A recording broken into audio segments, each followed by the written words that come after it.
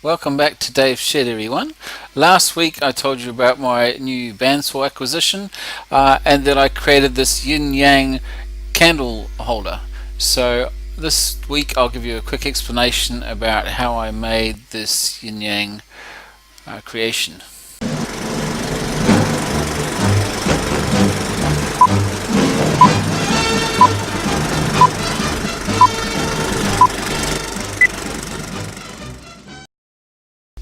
So the first step was to make a glue sandwich of different types of scrap wood, and if you look closely, on one end I've alternated the last two bits of wood, so it goes from dark to light coloured on one side, and the other side it goes from light to dark coloured.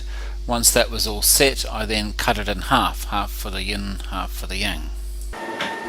I've created the yin yang symbol on the computer, and then I've printed it out and carefully cut it out so that I can glue each half of the symbol onto each stack of wood. Then I've used a Forstner bit on the drill press to drill the recesses for the tea light candles before cutting the shapes out with the bandsaw. What you don't see on here is the many hours I spent sanding these by hand to make sure that they will fit together correctly.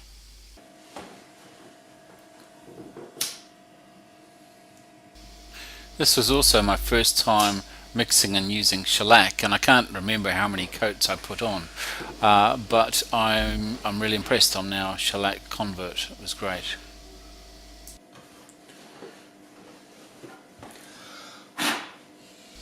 So that was a nice scrap wood project, and I'm happy with the way it turned out.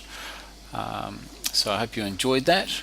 Please remember to like and subscribe and press that notification bell. That all encourages me to make more content for you. And I'll see you on the next video. Thanks for watching.